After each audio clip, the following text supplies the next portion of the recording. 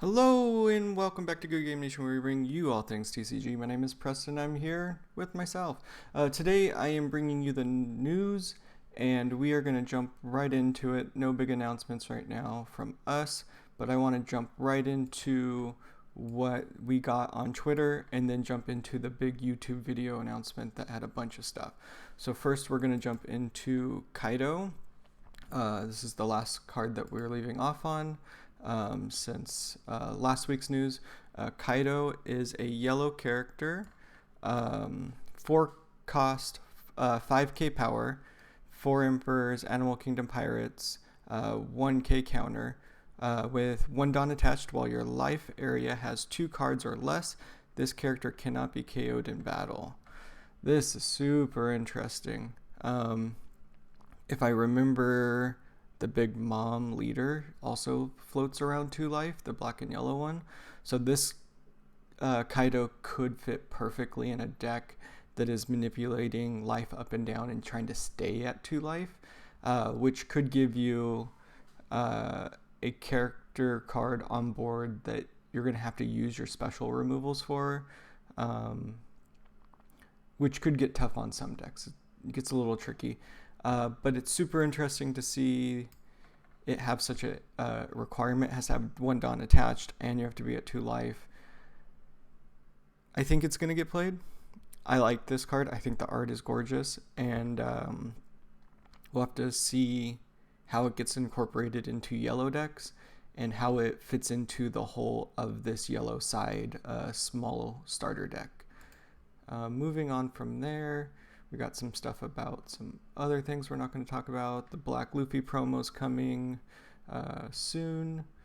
We're going to get up to the next card, which is, I believe it's Gum Gum Jet Pistol, or just Gum Gum Pistol. First time we see Luffy do a cool thing in the manga. As always, I'm getting the translations from a One Piece Discord that will be linked in the description down below. Gum Gum Pistol, Black Event, cost 3, Straw Hat Crew. Main, KO up to one of your opponent's cost 2 or less characters. Trigger, draw 1 card. Let's see, how does this fit in? The interesting thing with the minus stuff is I don't know how much the black relies on it. I believe that it can rely more on it later sets, like set 3 might be able to capitalize on it a little bit better with just more cards, being able to find more cards with searchers. But I was seeing in set 2 often them using it as a backup mechanic. They would get to admirals and then they would just try to win with that. So I don't know how important this card is going to be. Hitting a 2 or less could be really easy in the later game when you hit Kuzan or something like that. Or there's cards coming up that do -4. You'll see. I'm just not sure exactly what the usability is on stuff like this, and I can't wait to see someone in a tournament play it so that I can get a better understanding in the set 3 meta that I'm not part of. Moving on, we got some more stuff about the events.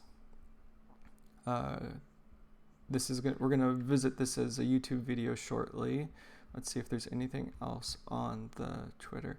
They had a juniors tournament, and there's 4 decks we're going to cover on an upcoming Meta Monday, so check in for that. Probably tomorrow. More event stuff, the other 2 decks, and then I believe we're going to get to the YouTube stuff. Alright, so on YouTube they revealed a bunch more cards from the starter decks.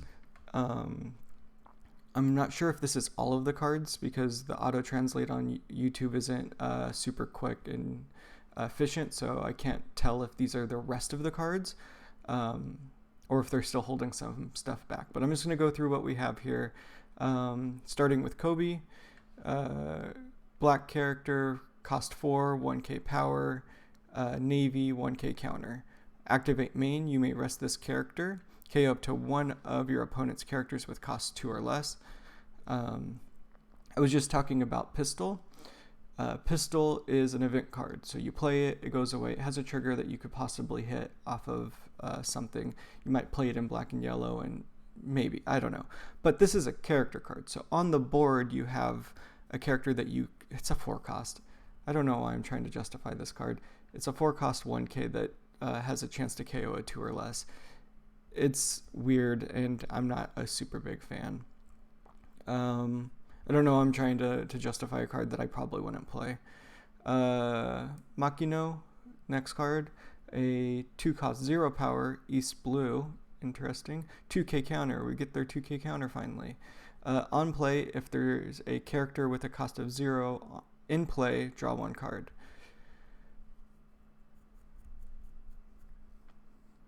I mean, yeah, I guess it's a 2k counter, so it has a higher chance to getting played just for that.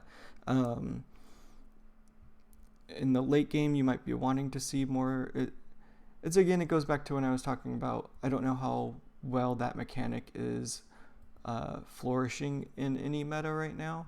I'm going to have to get out into more set 2 tournaments to see how people are playing it here and see if they're actually using that. I just don't feel like it was used really well in set 2 for Japan. So I don't know how important it is to get stuff to 0 and then be able to draw a card, while you could just be putting more power on the board. And then at a 2-drop, you're going to probably not be playing this on curve because you're not going to have anything at 0 most likely. So it's weird. The next 2 cards are vanillas. The Luffy, which is like the art of the box, 3 cost 5k power, and then a Garp, which is a 5 cost 7k power, both with 1k counter. Good strong vanillas. 3-drop 5k, I'm pretty sure is an average vanilla cost, and a 5-drop 7k is great. I feel like there's probably better vanillas, but for the curve, it's probably pretty good. So on curve, playing it on the turn that you have the correct amount of Dawn for it. The next one is Gum Gum Bell, a black event, cost 2, Straw Hat Crew. Main, you may add the top card of your life to your hand. Give -7 to up to one of your opponent's characters for the turn, with a trigger of add 1 black character card with a cost of 2 or less from your trash to your hand. That's really interesting. For a 2 cost to -7, but with the cost of your life. That's a pretty interesting turn of events. -7 is huge. You're not going to be playing this on curve. You're going to be waiting until the late game to hit your opponent's 7 drops to get them close to 0 so that you can do removal. It has a pretty steep cost, so you're going to have to play around the idea of the cost being a life and not Dawn.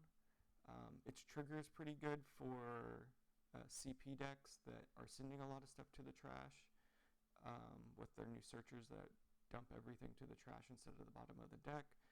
But you can't rely on the trigger as a reliable effect, so it's interesting. Moving on to Mr. 2.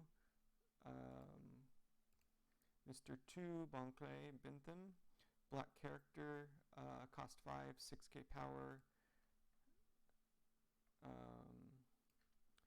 Former Baroque works with 1 Dawn attached at the end of battle, in which this character battles an opponent's character. You may KO your opponent's character that battled. If you do, KO this character. That's super interesting. Kind of a mutual death mechanic. It's possible that you're going to be using this to smash into bigger characters. Battle your opponent's character, KOs your opponent's character. Yeah, I think you could probably use this to run into larger characters that you can't KO normally, because this is going to be a KO not by battle but by effect, so you might be able to get through some stuff that can't be KO'd by battle, if I'm reading that correctly. You could also run into a card like Big Mom or something that you couldn't KO normally, and maybe use this effect to KO her without having to get over that power threshold. Really interesting. Moving on to the last card here, Shirahoshi, black character, 4 cost, 0 power. Mermaid, counter 1k, blocker, on play, -4 cost, up to one of your opponent's characters for this turn. This is what I was kind of alluding to earlier with Pistol. There's going to be more minuses and stuff. Pretty decent on play effect if the minuses are important and you're able to capitalize off of them. Giving -4 on turn 2, and then getting a blocker out of it. The blocker is obviously not super important. It's going to just take a single hit and go. You're not defending that attack most likely with 0 power. But it's interesting. I, again, have to look in to see how that minus is actually going to affect the meta, and if the black deck is going to lean into that after this. Right now it seems like the Admiral effects are more important. So we'll have to see how that plays out. Moving on, it was a 1-hour live stream that I'm just going to try to fly through. Especially with the yellow cards they revealed being mostly vanillas or just trigger effects, which is a little sad to see after seeing all the cool effects come from black, or at least some effects come from black even if they're not super cool. But we have, let's find his name, Uzuki Tempura. Yellow character, it's the first one in the card, 4 cost, 5k power, Land of Wano, 1k power, trigger, rest up to one of your opponent's characters with a cost of 2 or less. Add this card to hand. I think that's the first time we've seen a trigger that doesn't go directly into the trash after activating it, but it's also a trigger with on a character card that's not being played.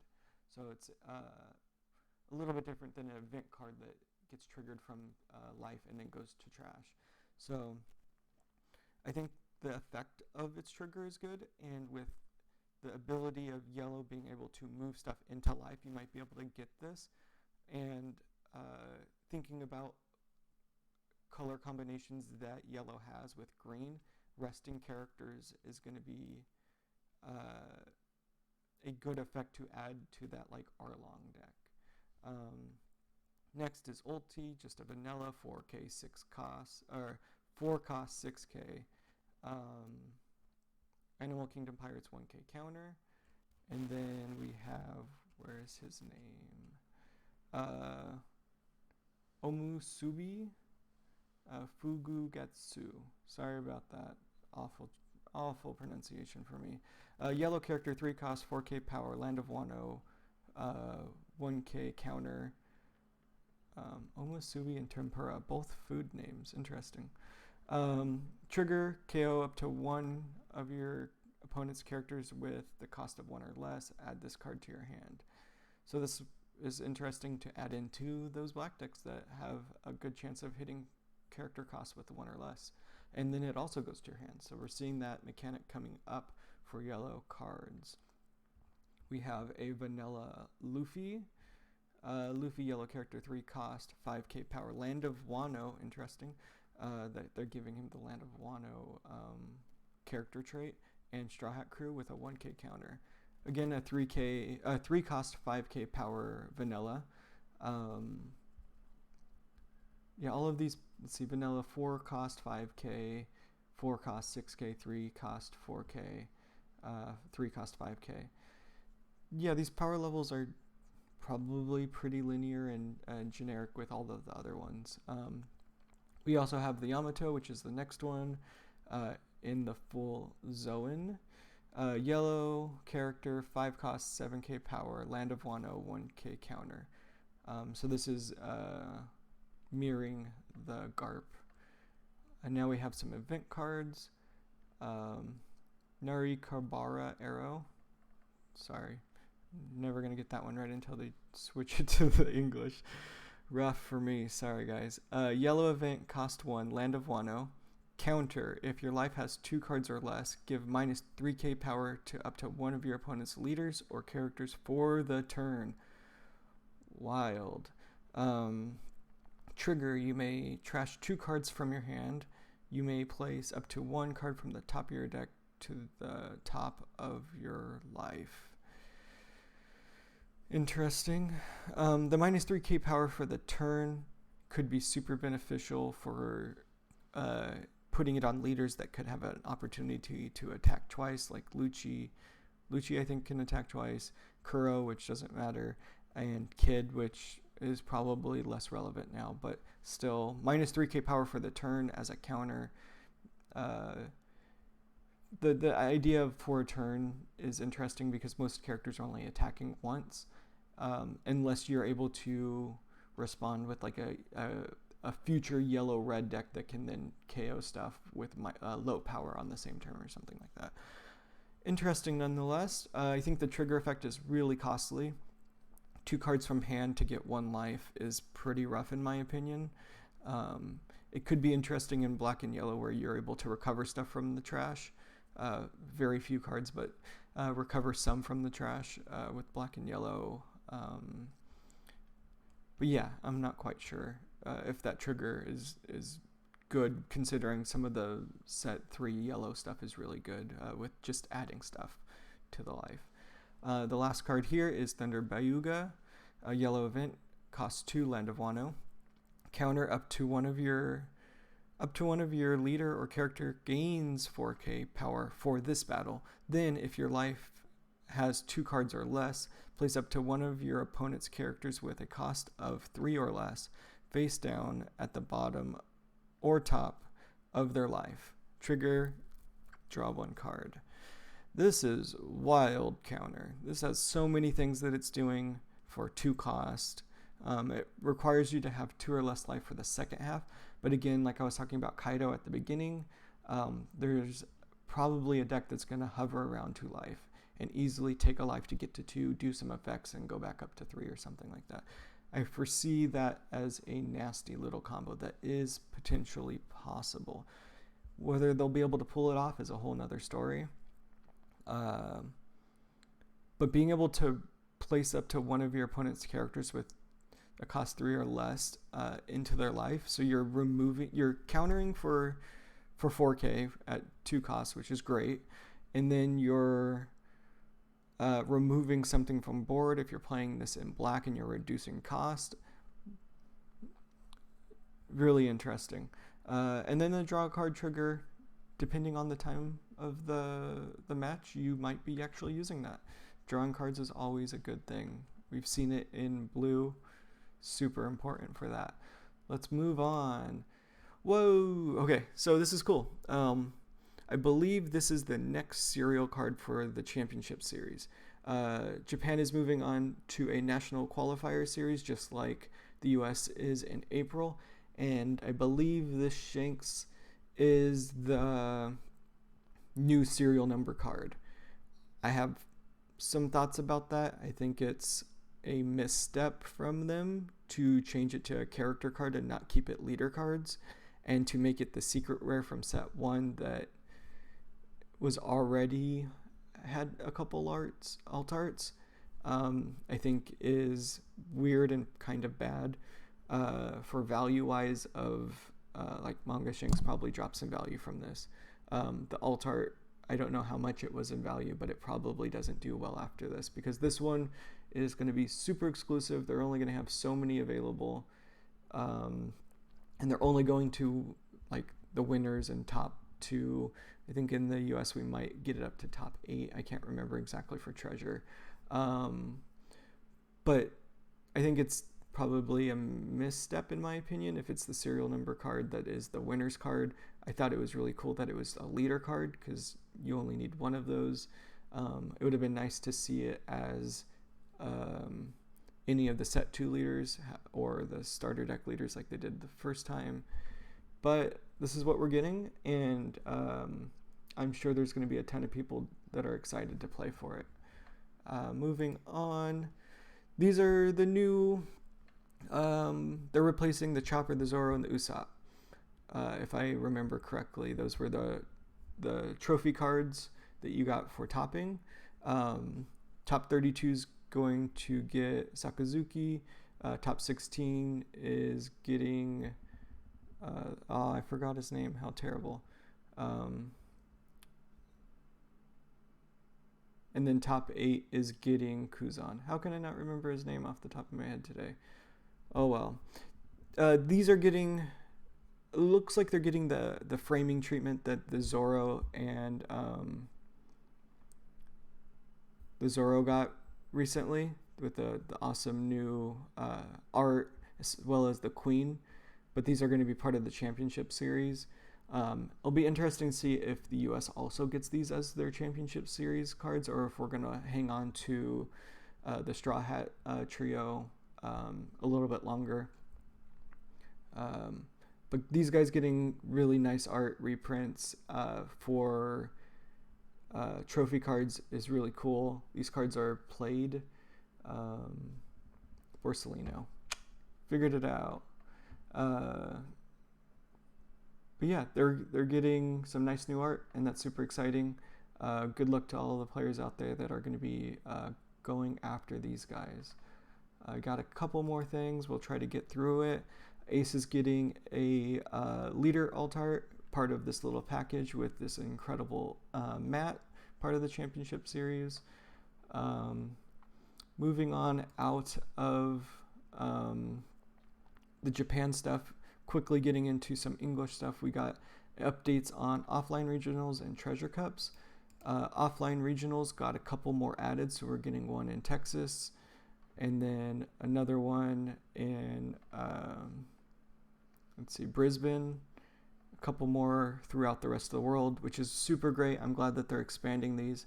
I think there should be a couple more for offline in a couple more states and a couple more regions, just to give access to that, because treasure cups were so limited. But as we see, they're going to make them a little bit less limited for us, which is great. Treasure Cup appears to be moving online also. So just like the Super Pre-Release Tournament and a lot of other games are doing online tournaments right now, we are getting quite a few North America tournaments, as well as a few throughout the rest of the world. I'm assuming this list is going to expand for Europe, Latin America, Oceania, and anywhere else that has already had big tournaments, so that everyone has an opportunity to participate in Treasure Cup. If you're interested in playing in your selected region, hit the registration links and check out when the signups are going to happen, so that you don't miss. These things are going quick, within a few minutes. All of the previous registrations that I've seen disappear super fast. So make sure you are checking these links so that you're able to participate if you want to. These are Treasure Cup pricing, so it's not, these ones aren't national invites pricing from what I could see. Yeah, it's just the Treasure Cup pricing. So boxes, the alt arts that I was just talking about, a Luffy promo, a Luffy serial number, event pack, and then the cool mats that they're giving out with Don sleeves and stuff like that. So check out the registration links if you're interested, and try to get into these, and let us know if you do. We're definitely going to be trying to get into at least one of these, so that we can let you know how it goes. I believe I am out of news. My goodness, was that a long one. Thank you all for hanging in there with me, because it was a big one. It started off really slow, and then that news event just popped off with all of that stuff. Thank you all for being here. If you made it this far, hit that subscribe button, and we'll see you around. Thank you for watching. Bye.